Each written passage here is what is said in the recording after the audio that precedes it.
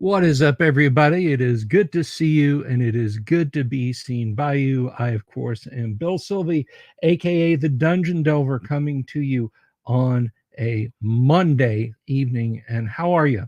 I hope you're doing absolutely great. Hello, Wheeling Dragon. Good to see you. Chris Kane. Hello, Sean Raider, Damian Boonflyer. And for all of our friends over on Twitter, if you're stopping by Twitter, say hi if you haven't before. Say hi if you have before. I don't mind. I'm pretty easygoing like that. Hey, welcome to the show, guys. And let me tell you something. If you're new to this, if you don't know what it is we're doing, if you're like, why is he going live? Why does this seem like some guy sitting in a corner of a garage, surrounded by nerd stuff? It's because it's what I do, and it's because I am. But so here's the thing. Here's a little something about something. 5 nights a week, I strive to bring you folks tabletop role-playing game goodness with an emphasis on the old school around these parts. And sometimes it's talking about great games, sometimes it's doing deep dives on or reviews on classic products, sometimes it's playing those games, and other times it's having great guests. And we have got quite the lineup for you this week. So if any of that interests you, if some of that interests you, if that sounds like a thing you'd like to be part of and you haven't already, please click the subscribe button and click the bell icon for notifications. You can do that at any point. You can click that at any point and put your name right there in the list of subscribers if you want. But please, if you're watching this in the future and you like what we do, leave a comment down below and tell me this is what I like about what you do.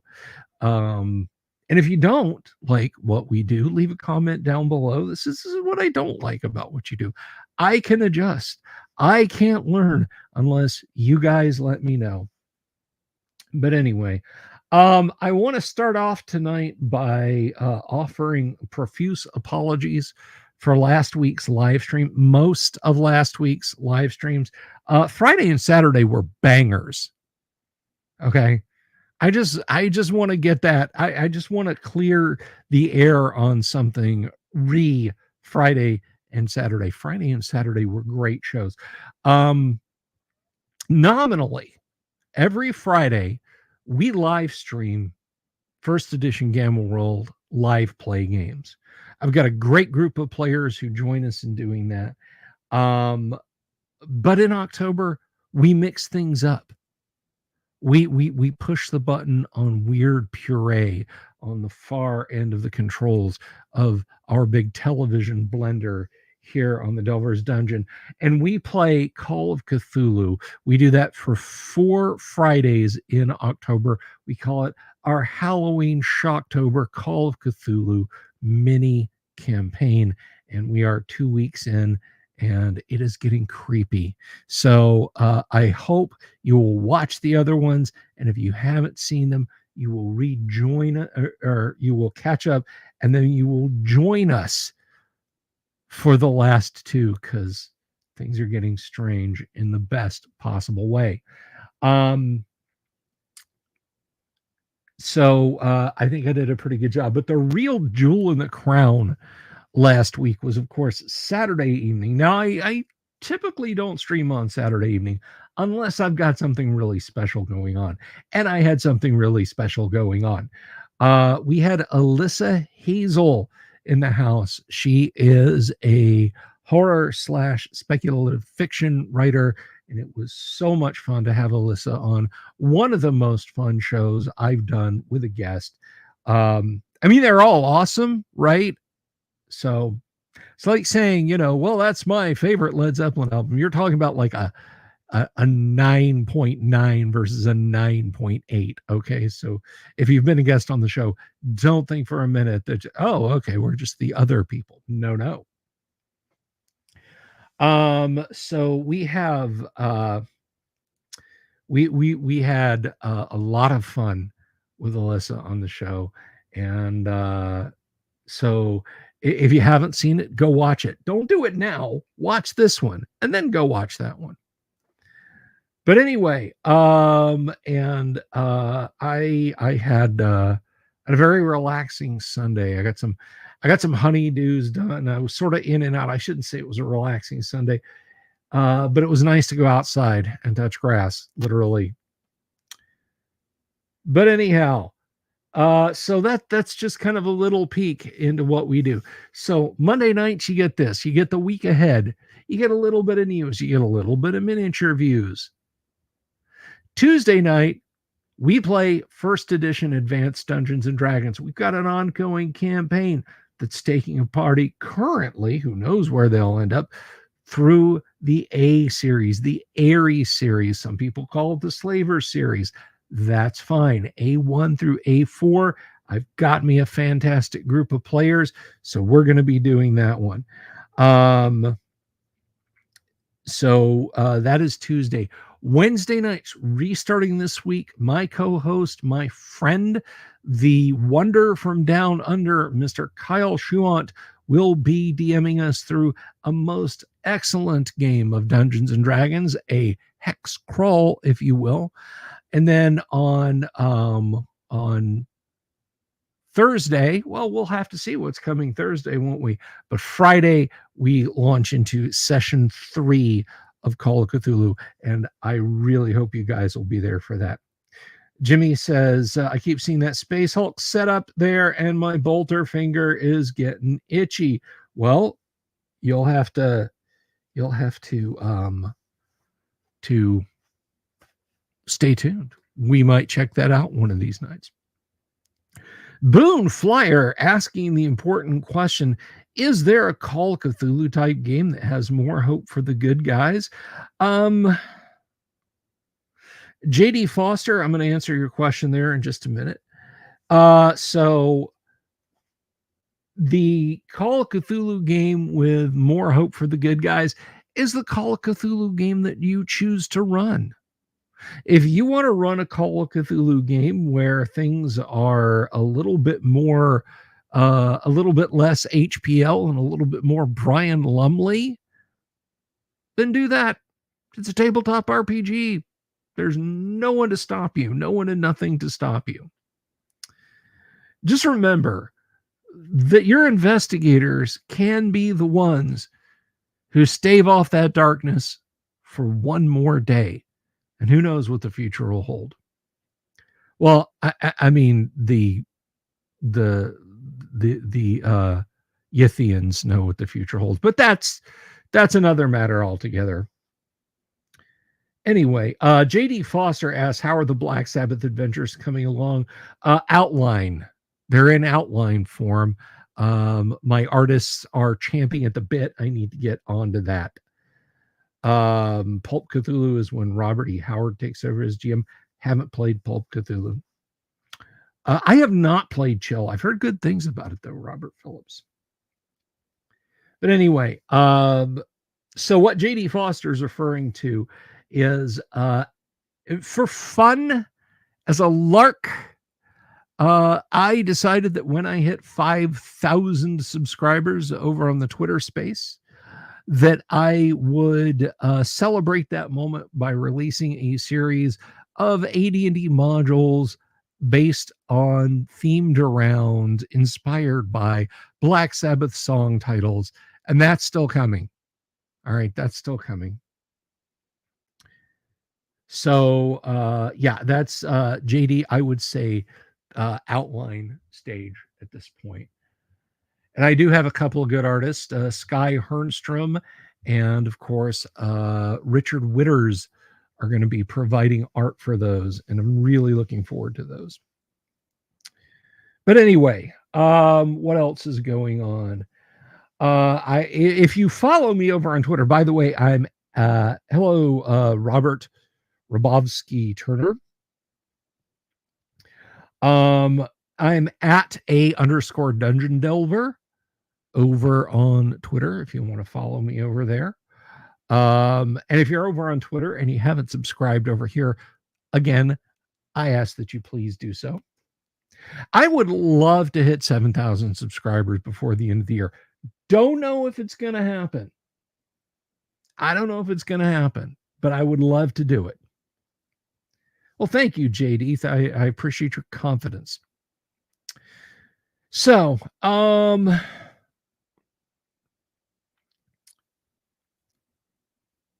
what else is going on? You know what? We had a request, and it may have been Jimmy Invictus who asked this. Tonight's miniature review. A lot of you guys have probably seen this before. But I'm going to share it with you anyway. See, on Monday nights, we like to take a look at miniatures. Sometimes they're classic vintage miniatures. Sometimes they're brand new miniatures I've bought. Sometimes it's stuff I've printed. Sometimes it's things I've painted. Sometimes it's things I haven't painted. And occasionally, like tonight, it's a piece of tabletop terrain. You might note the conspicuous absence here of the rather large two-door inn. And so I, on request, thought that I would show that off tonight. Now it's heavy, and it's made from resin, not 3D printed resin, but cast resin, cold cast resin. And consequently, it tends towards the slightly fragile side.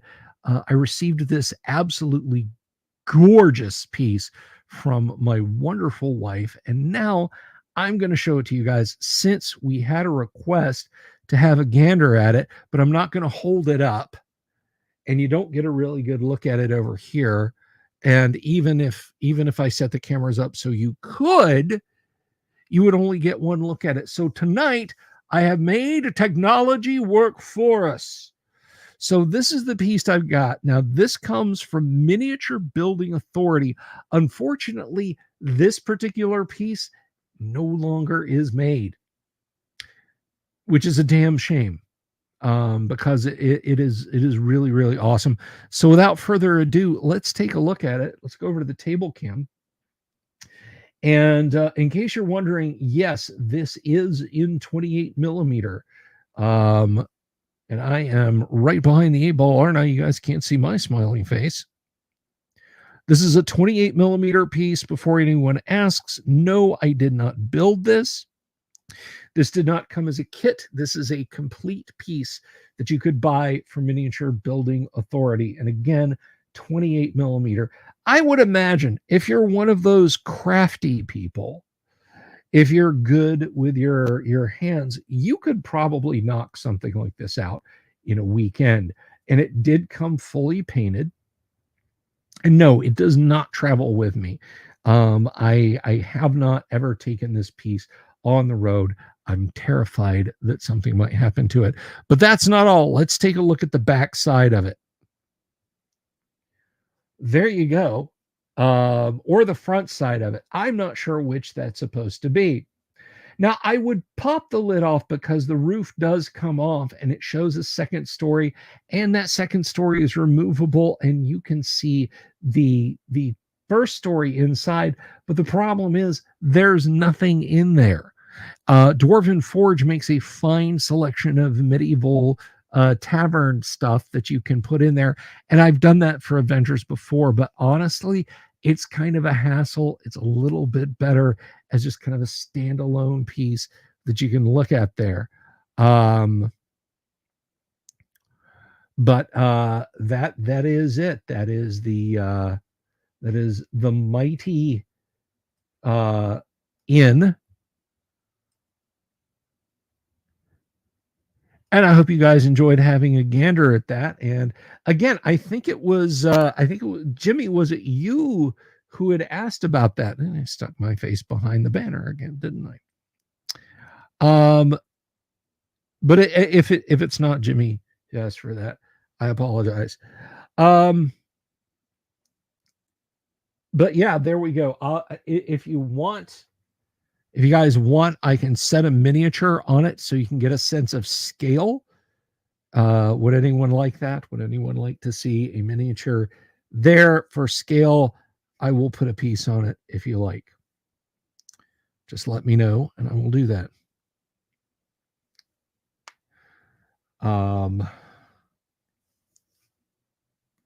Place an owl bear. I think I have an unpainted owl bear here. This is actually an FDM. He doesn't fit well anywhere, but I can definitely put him there. Hang on.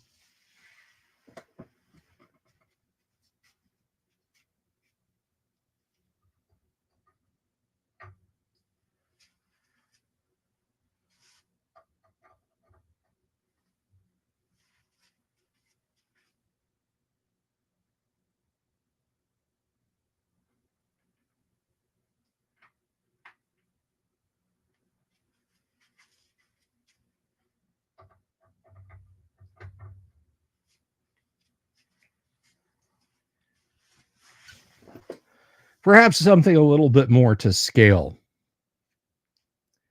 So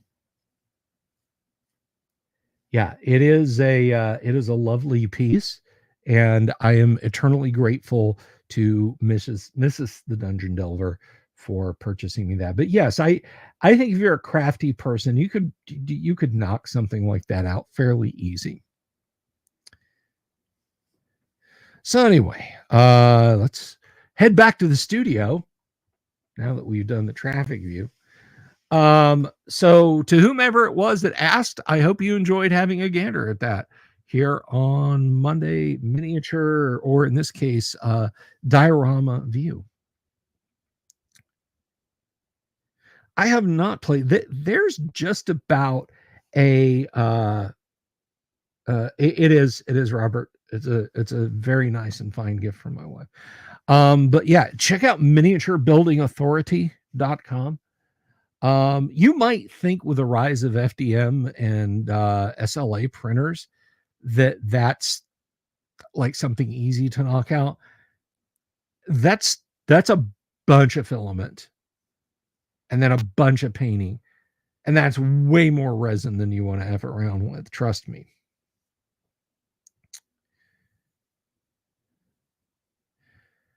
Yeah, there are lots of different variations on a theme with Cthulhu. There's Octung Cthulhu. There's what was it? Someone was mentioning Pulp Cthulhu. Robert asked, did I paint it? No, I did not. It came painted that way. Cthulhu Tech, which is Mecha versus Cthulhu. But anyhow,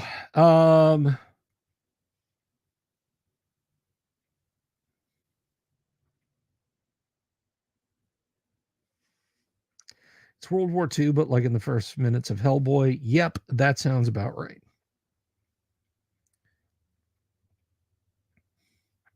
But anyway, we are actually playing something that it's neither fish nor fowl. It's not classic Call of Cthulhu, but it's not Cthulhu now. And the decision I made, just to kind of put this into perspective,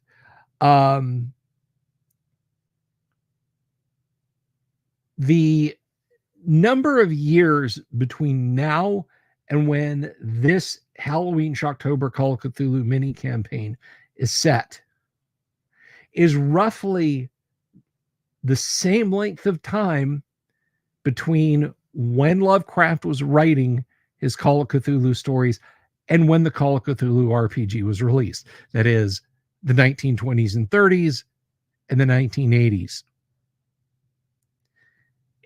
And the game is set in 1970, 54 years ago.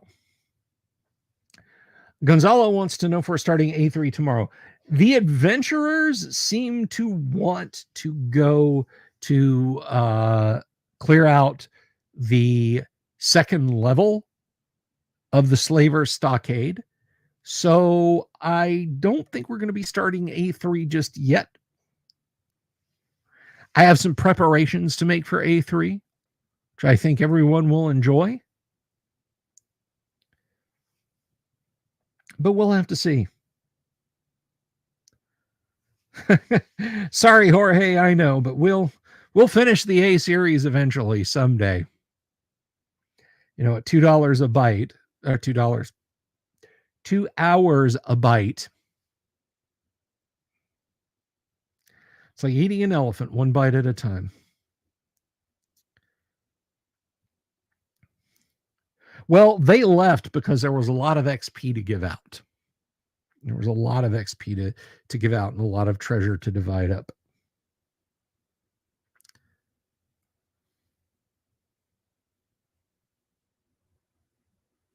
Very true. Very true, Robert Turner. Very true. But anyway, so yeah, that's coming up tomorrow. Kyle's game is happening on Wednesday. Thursday, you'll just have to see. Actually, if we're going to have a guest or we're going to end up doing deep dive kind of stuff, I'll let you guys know in advance. I'm not going to keep you waiting until the show starts. That would be rude to do to my guest. And then Friday, back for session 3 of Call of Cthulhu, which after Friday, I can't believe we're most of the way through October. I mean, we're halfway through now, but after Friday, we will be most of the way. Rabbit Wrangler with a question. Josh Butler, hello, good to see you. Welcome, Josh Butler. The Rabbit Wrangler asks a question. In a 1E, I'm assuming AD&D world, what are the class demographics? What percentage of the population are fighters, thieves, clerics, and magic users versus 0-level non-class people? The break at the versus is entirely up to you. If you want your heroes to be a cut above, then make it so. But I would say that the vast majority of folks are just average. Now, as far as what their distribution is, we can take a look at something. We've actually got a little bit of guidance on that.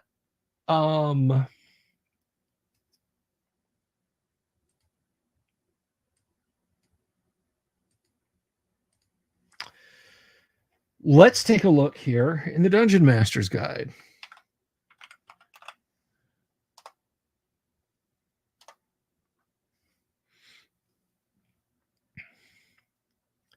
Now, henchmen are adventuring types.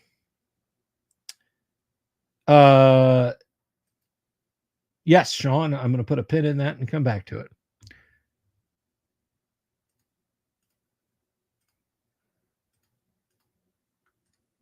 So let's take a look at this.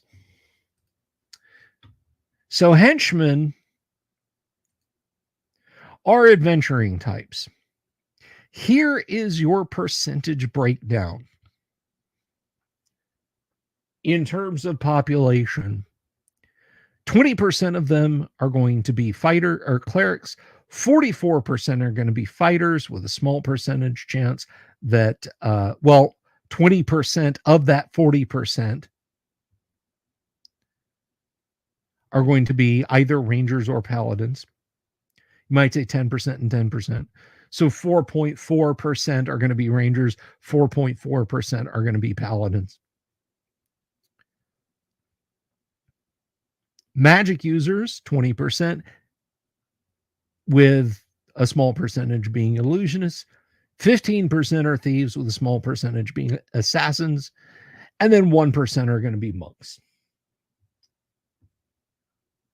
And this is what you're going to find out there amongst prospective henchmen that you can hire. And so I think that is a pretty neat, as in convenient and not messy way to determine what percentage of people are going to be adventuring classes. And I would go with that. As to what percentage of people in the overall are adventurers, again, I would just use your own best judgment. If you want a world where, every corner has a Conan and a Gandalf and a Fafhrd and a Merlin hanging around on it, go for it. If you want to say that yours are the first characters who decided to take up a sword and torch and stick their heads inside of gilt treasure holes, do that. So,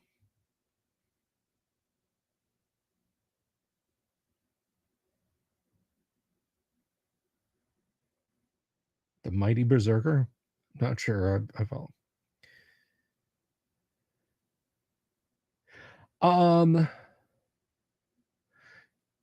Come back to you there, Jimmy.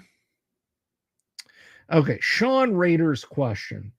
If I'm able, can I explain the difference between 25 millimeter miniatures and 25 millimeter historical miniatures? Yes, it's very simple. Nobody follows any standard for miniatures. Nobody does.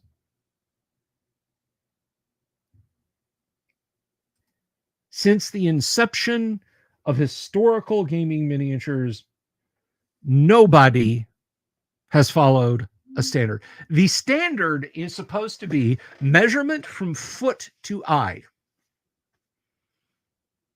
Some miniature manufacturers go top of head to foot. Some miniature manufacturers go from bottom of base to top of head. Some go from bottom of base to eye. Some go with completely different standards. Exactly. 172 is supposed to be 20 millimeter, but isn't. You can pull your hair out trying to pin down scale. So don't. Let me tell you what, I printed up tanks for a friend. World War II Russian tanks. And these were pre-made STLs from a company that sells STLs. And he wanted all of them a particular scale. It was such a pain in the butt.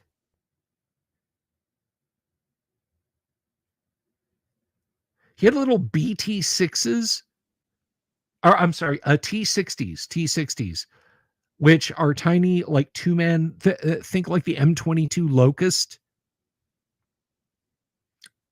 or the Cardin Lloyd. And they look microscopic next to BT6s and forget the KV2. They looked completely out of scale. They are supposed to be small, but not like that. Yeah, it is completely bonkers. I mean, obviously, if you take a 20 millimeter and stand it next to a modern fantasy miniature, things are going to be wonk. But, I mean, I have dwarves from some companies that are as tall as men are from Reaper. And then I've got other miniatures where the men look like storm giants compared to other men. And then I've got classic stuff that goes back to the days of Perrin and Grenadier, who look positively tiny next to modern heroic scale. Most miniatures that say they're 28 millimeter these days are actually 32 to 35 millimeter. Nobody has any sense of scale. Nobody does. The closest I've seen to scaled miniatures, which unfortunately you can't get the metal ones anymore, were the Lord of the Rings miniatures from Games Workshop. Love those. Gorgeous miniatures. Did some measurements on figures that were standing up straight because fortunately there were plenty of those. And they actually got 28 millimeter spot on.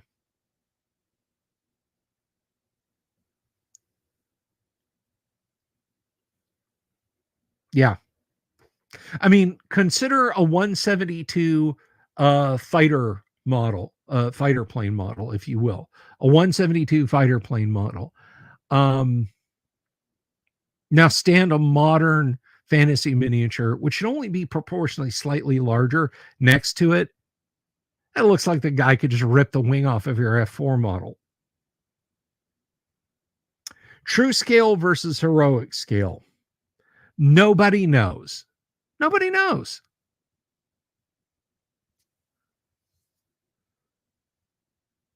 So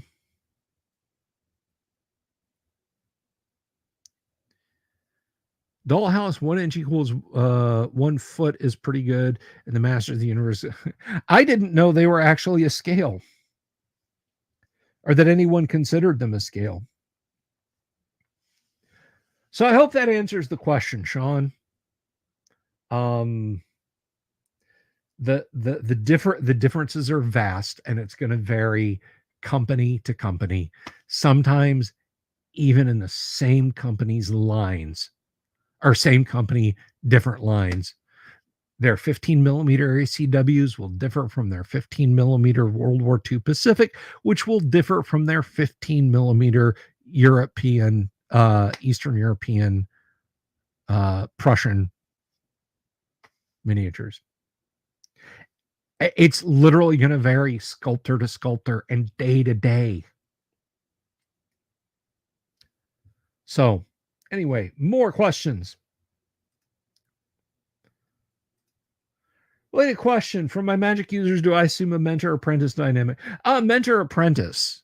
I mean, it's largely irrelevant by the time the player is going to go out and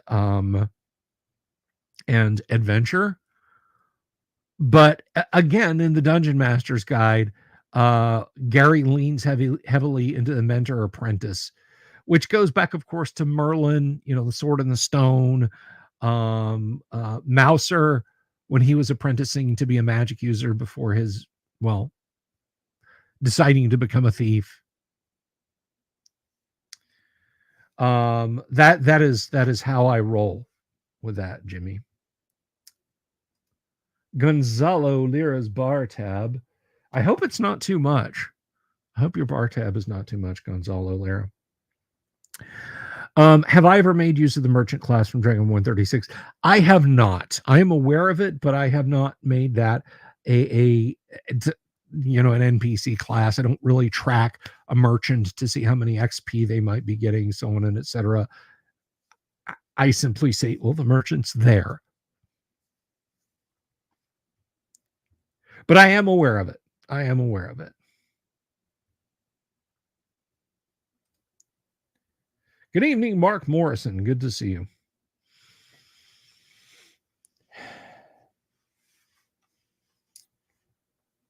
So I hope that answered everyone's questions. 110 folks watching. That is awesome. Thank you all for hanging out and watching.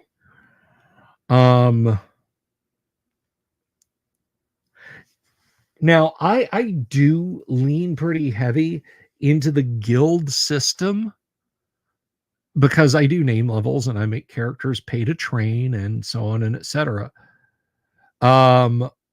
So like in the city of Greyhawk, there's the Collegium Magica, where magic users can go to train. And sometimes they'll trade for magic items, for grimoires that the party has found. It's not just necessarily gold. I'm just answering that question, Sean. What's my opinion on magic users leveling up in dungeons? I don't. Until the party hits name level, I don't do it. And certainly still, it would require either going back to an encampment at the very least, or so assiduously cleaning out a dungeon and making it free of any possible interruption while they spend that week in training at minimum, that it would obviate the need to adventure further. It's like, okay, well, Sir Robert the Mage, or Mage Robert rather, wants to become more powerful to make this dungeon easier. Okay, well, let's study up. Well, to do that, we need to clean off the level above, the level below, Slay the demon lord. Okay, all right, all that's done, and the dungeon's a safe place to study. Oh, well, so much for that.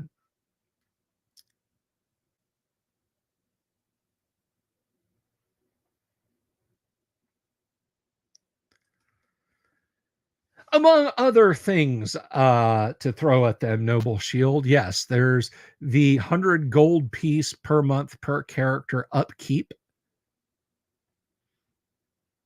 bribes, so on and etc.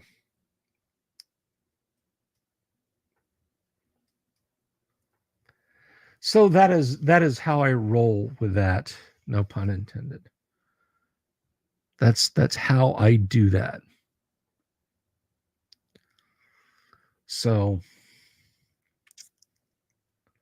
who robs mages? Well, I don't know. I think Fofford and Grey Mouser ripped a magic user off here and again.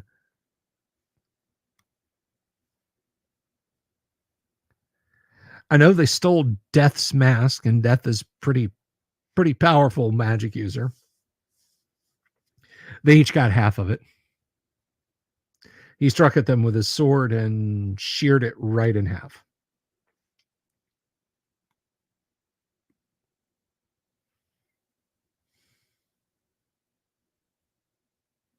Daniel Rowan says, I have a university in a major city that also has a college of magic and metaphysics. So there you go. I mean, the church is certainly going to expect tithes, thieves' guilds abound.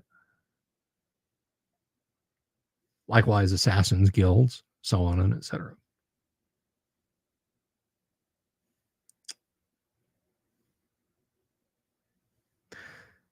Well, you got to remember, Daniel, there are the gods in Lankmar, and there are the gods of Lankmar.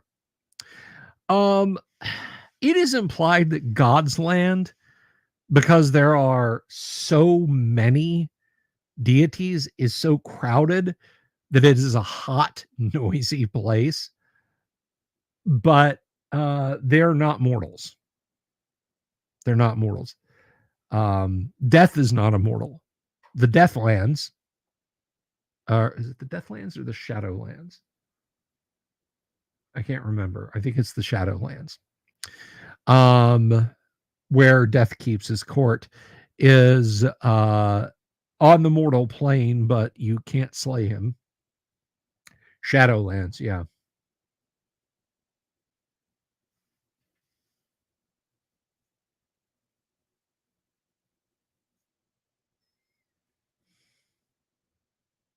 But there are the gods of Lankmar and the gods in Lankmar. The gods of Lankmar, they fall in and out of favor. The gods in Lankmar are horrible, undead, lich-like beings. You never want to summon them, ever, ever.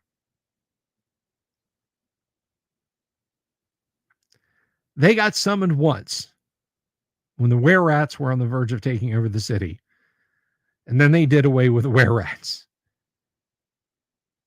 The gods of Lankmar and the gods in Lankmar. Okay. You never want to deal with them.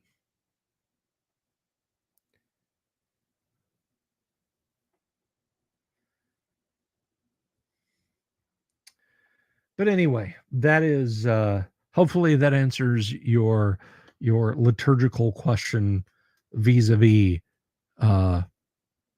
the Fofford and Grey Mouser stories. Yes, they are very jealous. I think yeah, it was the Church of Isaac moved up God Street all the way, and it got this grand cathedral and got a huge following, and then they shut that down really quick.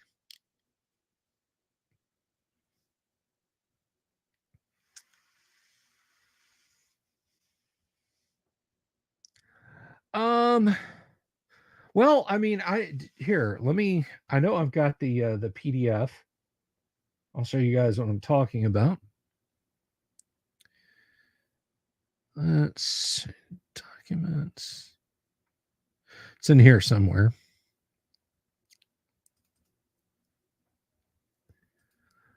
And I'll pull that up real quick for you guys.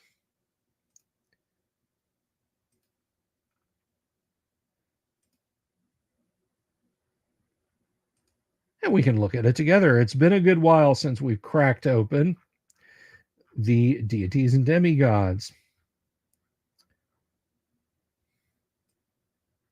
First, we can take a quick gander at death if you guys want. Here is death.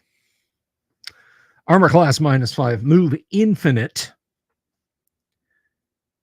Number of attacks 10, 1 per segment. He gets 10 attacks per round. Referred to as a minor death, this deity is responsible for all the dying on the world of Nawan. He's given quotas to be met by the lords of necessity, beings about which very little is known. He appears as a man with cadaverous skin color, and he has the power to know the entire past history of a being at a glance. His sword slays anything it touches. On Nawan, all beings are mortal. It was pointed out that even death is aware at some future date he will die. Okay, there we go.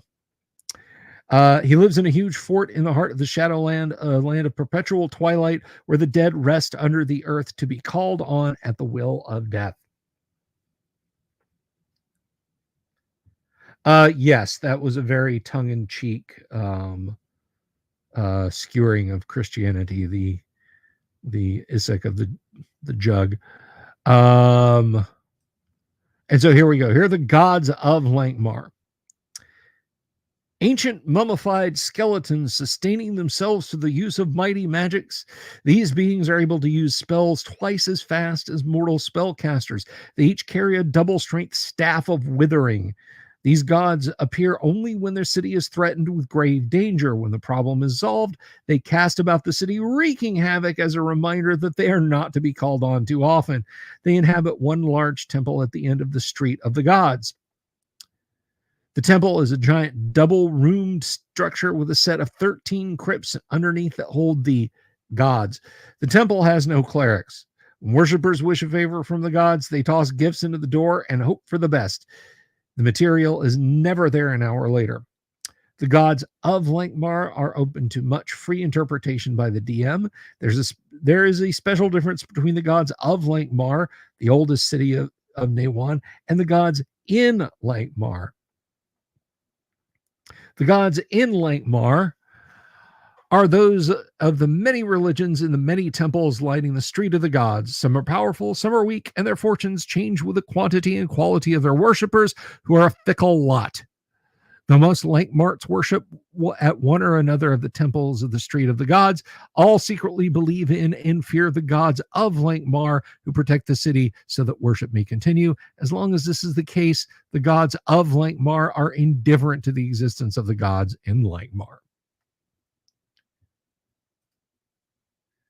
And there you go. There you go. Now you know.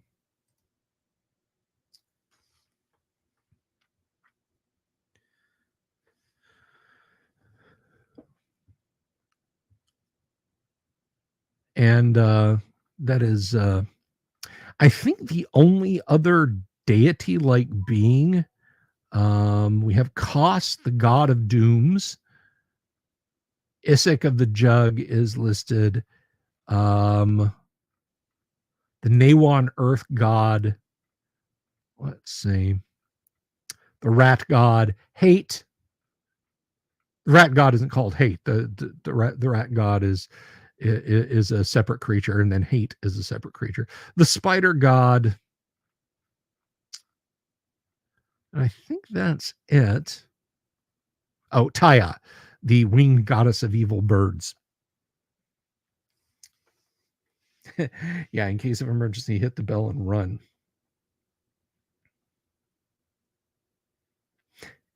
In case of, yeah, Jimmy, that's about it. In case of emergency, toss in gifts, then start running, keep running.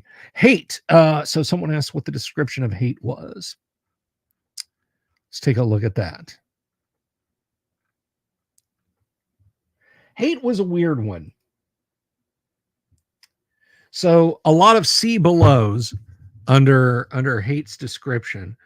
Um, Number of attacks 6, damage per attack see below, special attack see below, special defense see below. It's chaotic evil. Its symbol is a foggy image with floating eyes.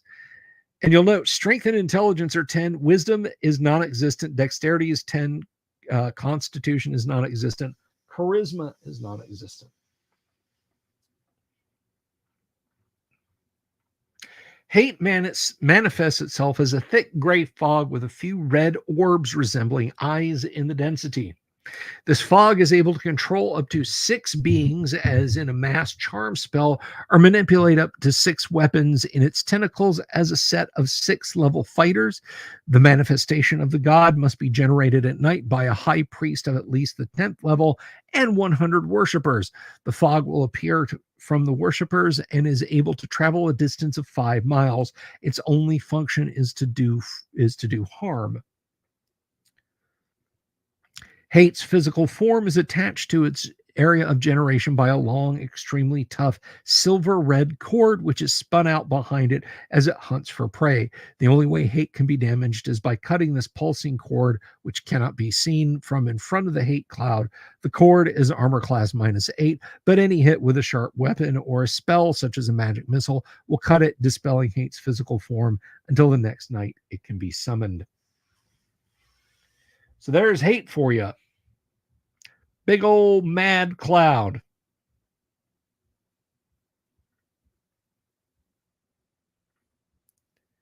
Interesting critter rendered by Shockways up here and then Jeff D down here.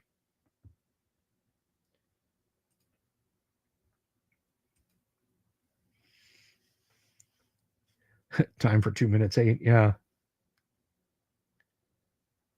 Yeah, I like James Woods' Hades.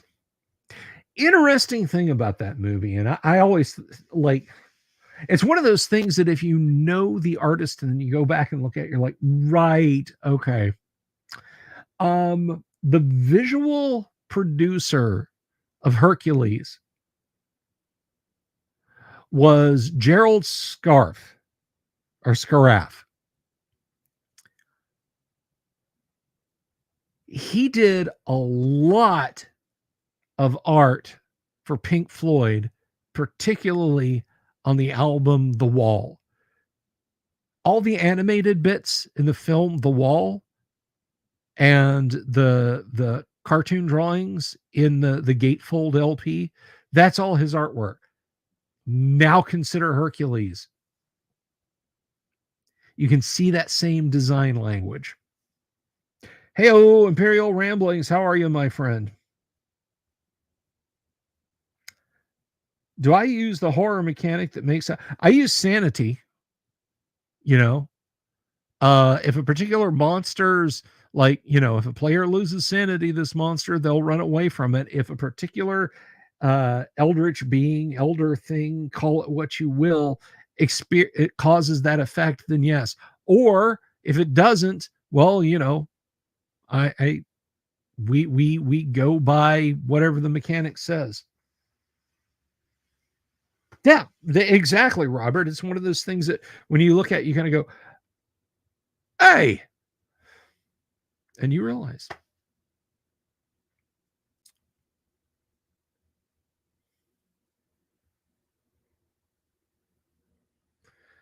It detracts from PC interaction.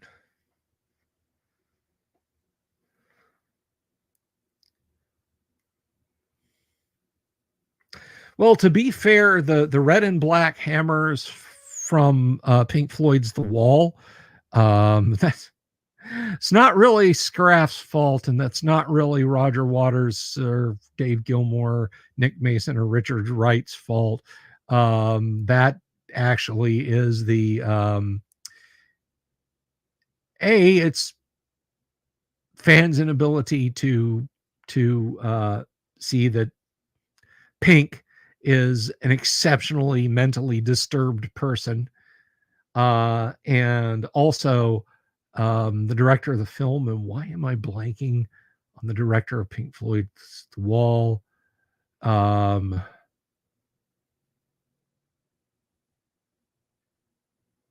Hey, I'm sure it'll come to me tonight when I'm falling asleep. Um, printing parts for your 3D printer.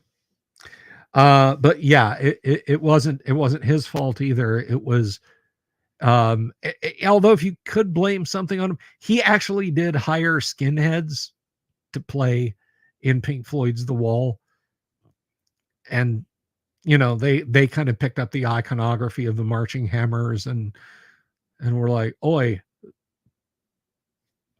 you know." Alan Parker, thank you, Orbital Air. Yes, Alan Parker. It wasn't Alan Parker's fault. It wasn't Pink Floyd's fault.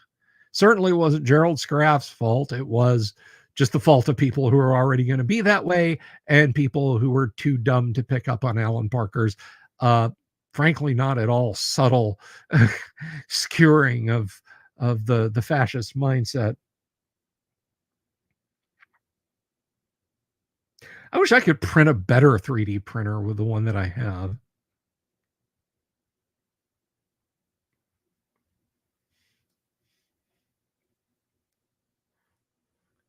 Yeah, just like the real bikers in Mad Max. Yeah, it's not subtle. It's not subtle. It's fine that they're self-replicating Imperial Ramblings. It's when they print a copy of themselves that can go get more filament from just whatever it wants. You wake up one day and the cat's gone, and there's now two filament printers, and one of them's kind of fuzzy and red and gray.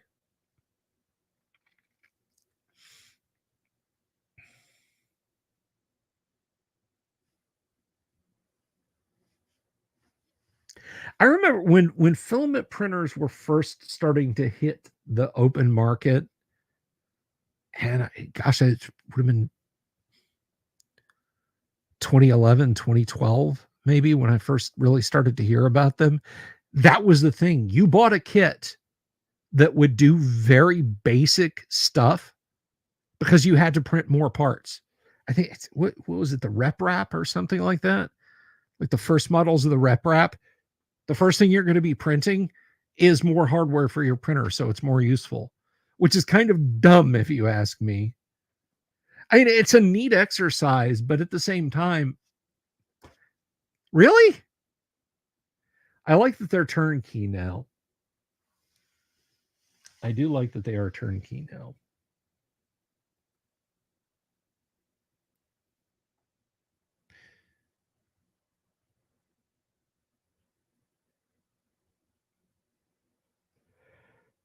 Yeah, that's definitely a good use for it, Sean.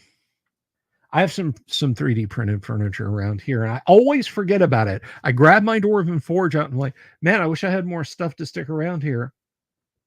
Dingus.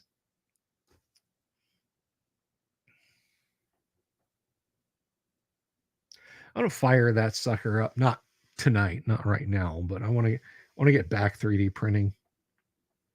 I was like, this is not an endorsement at all, but I did see Anycubic's 9-inch. It's either 4K or an 8K. I think it's an 8K, but I could be wrong. But they've got one that's going for 159 now. They've got a 13-inch that's 699, but that's down from the 1500 it usually costs.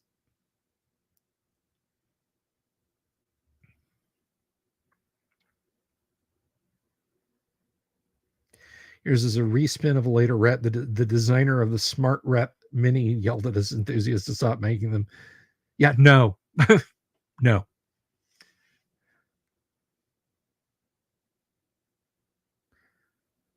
Not your Echo. Would you just stop?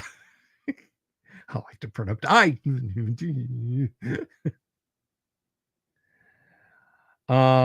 Anyway. So this is all well, good, and fun and everything. Does anyone have yeah, this ain't Agmaster. Not your Echo always in there with a Dwarven magic user comment. Any more questions? Anyone's got any questions at all? As I said, tomorrow we're back with first edition AD&D play. It's been too long, and I am sorry. I apologize unreservedly for last week. I mean, think about it. A week ago, right now, woo, I man, it wasn't till Tuesday when that sucker started to settle down. Let me tell you guys something. Monday, they were talking about a storm that literally was as strong as the Earth's atmosphere can produce, if not stronger, out in the Gulf. And they said, if this thing doesn't slow down, if it doesn't calm down, Tampa will be a total loss. I was expecting a Cat 3 here where I am, 80 miles east of Tampa. And a Cat 3 can be structure destroying. Fours and fives are. You don't live in the house, you don't live in the building that can resist a Cat 4 or Cat 5 hurricane. You don't. I promise you don't. You might say, oh, yeah, no, it's rated to this. Yeah, no. Cat 5, if you go into a bank and stand in the bank vault, when you come out, the bank will be gone. The vault will still be there, but not the bank.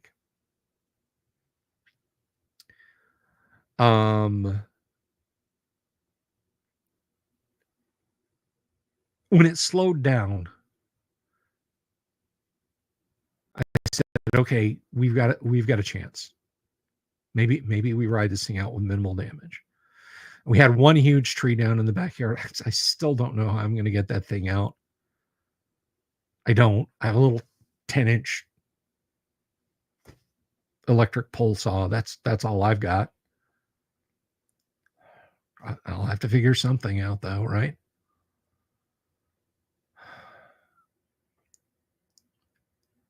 But yeah, this time last week was pretty crazy.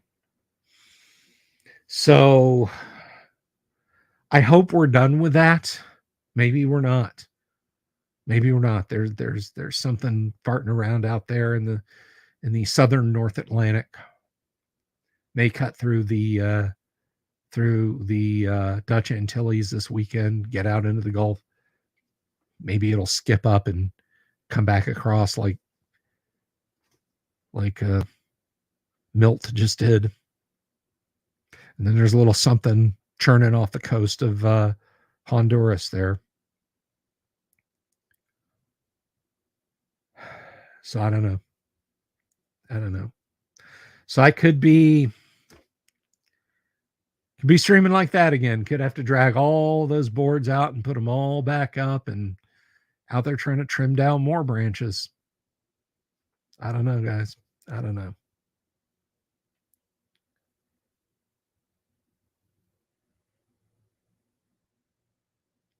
Yeah, I think the Spanish fort can. I think you could hit I think you could hit St. Augustine with the Cat 5, and the Castillo de San Marcos would just shrug it off. I mean, those are like 30-foot thick, multi-100-ton coquina walls. Now, could it wash out underneath it? Possibly. Oh, I've got those, Joe. I've got those. No fear. So yeah, last week was pretty chaotic, and I'm sorry that Monday, Tuesday, Wednesday, Thursday. How about that Thursday or that Wednesday night show though? Rode the storm out. I sure as hell wasn't going to sleep.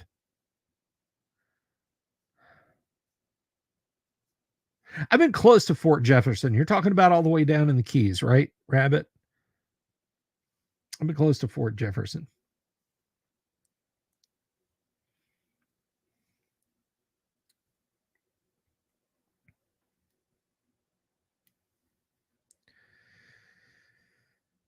Yep.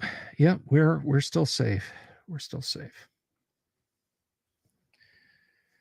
But anyway, tonight I've got the Monday live stream. Yeah, or the Wednesday live stream. Yeah, that was pretty Pretty tense.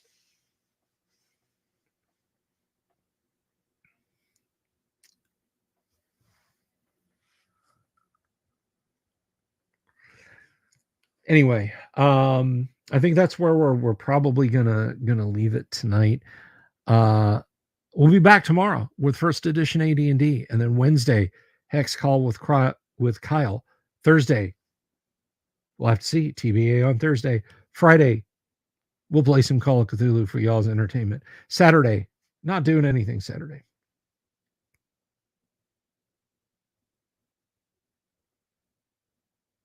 Hey, Bob Schultz, thank you for catching the show, and I'm glad you love it, my friend. I'm glad you love it. I love you guys. And again, folks, if you haven't already, please do click the subscribe button, click the bell icon for notifications. It would be awesome if I could get the channel over 7,000 by the end of the year. I don't think it'll happen, but we'll see. We'll see. But until tomorrow night, everybody, take care of each other. And, well, you know what to do. Keep your eyes peeled for the dreaded owl bear. Peace. Good night. Love you all. Have you seen my owl bear?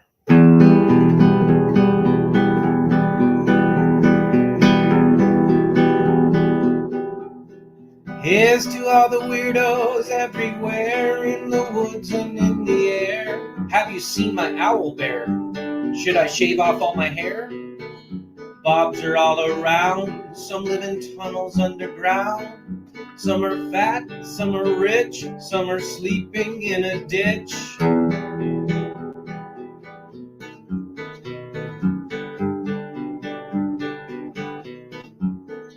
Can you ride a crooked horse without a saddle way off course? Naked as a toad all the way to Smoky Joe's. Have you seen the little creep driving fast in his little green Jeep? He smells like fish and brandy, but his rotten teeth look dandy.